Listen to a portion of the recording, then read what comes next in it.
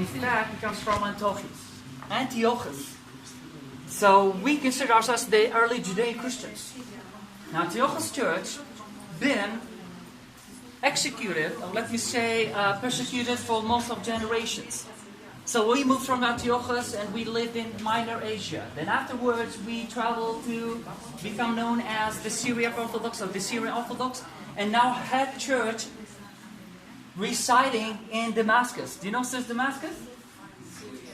The way to Syria. Damascus, and So at that time, the head church decided to change the name from Syrian Orthodox to Syriac Orthodox in order to differentiate ourselves from the Syria as a country.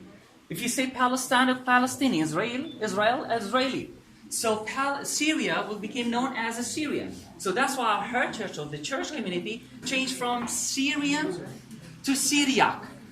That's how we became known as. What makes it really special among the other denominations is that we still practice Aramaic. That's what he needed to know. We still practice Aramaic, which is the language of the prophets of the Old Testament, and the same language practiced or exercised by Jesus Christ 2016 years ago. In this very moment, I'm gonna recite our Father's Prayer, but not in Arabic, not in English, In Syria. not in Japanese, but in Aramaic, the same language, and how we practice it in our church community. yeah, to get them to do it. Yeah. Yeah. So this is the Gospel of Matthew, chapter 6, verse 9. May I? Of course.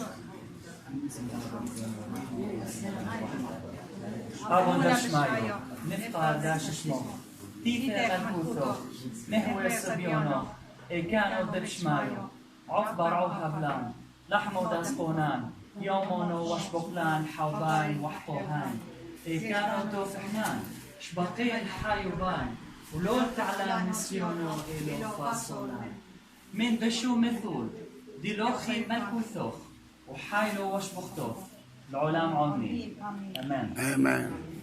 So this is the very way he sent it to his disciples. But you know what?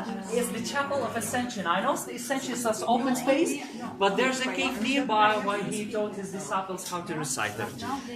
Okay? A service mass will be starting in seconds.